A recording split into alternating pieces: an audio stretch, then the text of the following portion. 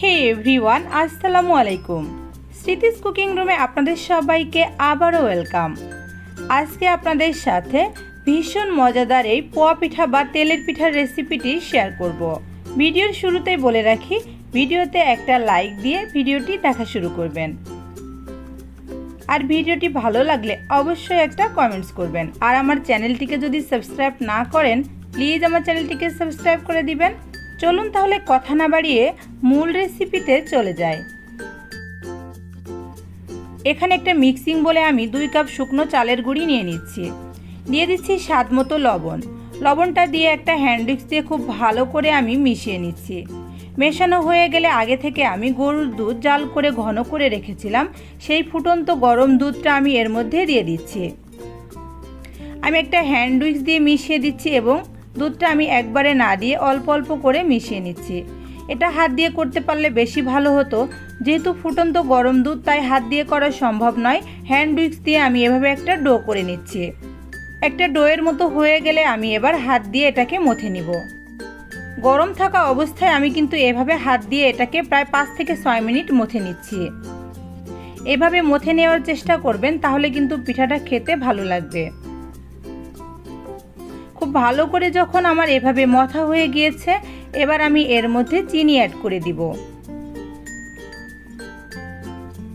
আমি এখানে 1 কাপের মতো চিনি নিয়েছি। চিনিটাকে আমি একবারে না দিয়ে কয়েকবারে দিব, আর আমার সম্পূর্ণ 1 কাপ চিনি এখানে লাগেনি। হাফ কাপের একটু বেশি চিনি এখানে আমি ইউজ করেছি। আপনারা আপনাদের স্বাদ অনুযায়ী চিনি বাড়িয়ে বা কমিয়ে দিয়ে দিবেন। যেহেতু এই ডোটা এখনও গরম আছে, তাই চিনিটা দেওয়ার সাথে সাথে এটা গলতে শুরু করেছে, আর এটা কিন্তু অনেকটা স্টিকি হয়ে গেছে।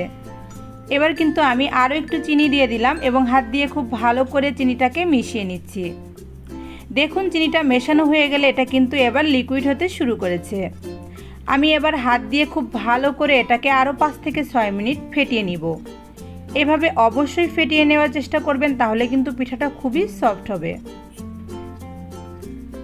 দেখুন, এটা কিন্তু আমার রাইট কনসিস্টেন্সিতে আসেনি, তাই এর মধ্যে আমি এবার একটু জাল করে রাখা দুধ মিশিয়ে দিব। দুধটা আমি সামান্য পরিমাণে দিয়েছি, দিয়ে খুব ভালো করে মিশিয়ে আমি রাইট কনসিস্টেন্সি করে নিচ্ছি। আমি একটা চামচ দিয়ে কনসিস্টেন্সিটা কেমন হয়েছে আপনাদেরকে দেখিয়ে দিচ্ছি, তাহলে আপনারা বুঝতে পারবেন কতটুকু দুধ এখানে লাগবে। এবার আমি চুলায় আগে থেকে পর্যাপ্ত পরিমাণে তেল দিয়ে চুলার জালটা অন করে রেখেছিলাম। তেলটা গরম হয়ে গেলে এর মধ্যে আমি 1 চামচ ব্যাটার দিয়ে দিচ্ছি এবং পিঠাটা দেখলেন তো সাথে সাথেই কিন্তু ফুলে উঠেছে। আমি এটাকে উল্টিয়ে দিচ্ছি।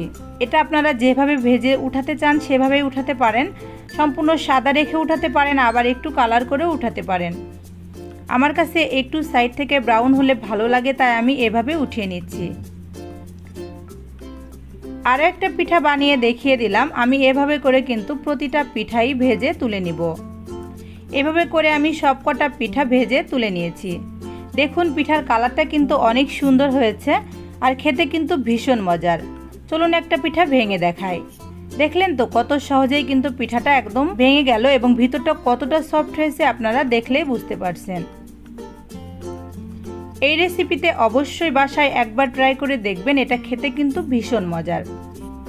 যারা এতক্ষণ কষ্ট করে আমার সাথে থেকে আমার ভিডিওটি দেখলেন, তাদেরকে অসংখ্য ধন্যবাদ। যারা আমার চ্যানেলটিকে এখনও সাবস্ক্রাইব করেননি, প্লিজ আমার চ্যানেলটিকে সাবস্ক্রাইব করবেন, আর পাশে থাকা বেল বাটনটিতে ক্লিক করে রাখবেন, যাতে সহজ সহজ রেসিপিগুলো সবার আগে আপনার কাছে পৌঁছে যায়। ভিডিওটি ভালো লাগলে অবশ্যই একটা লাইক দিবেন আর কমেন্টস করবেন, কারণ আপনাদের একটা লাইক এবং কমেন্টস কিন্তু আমাকে অনেক বেশি উৎসাহিত করে। সবাই ভালো থাকবেন, সুস্থ থাকবেন। আমার এবং আমার ফ্যামিলির সকলের জন্য দোয়া করবেন। আল্লাহ হাফেজ।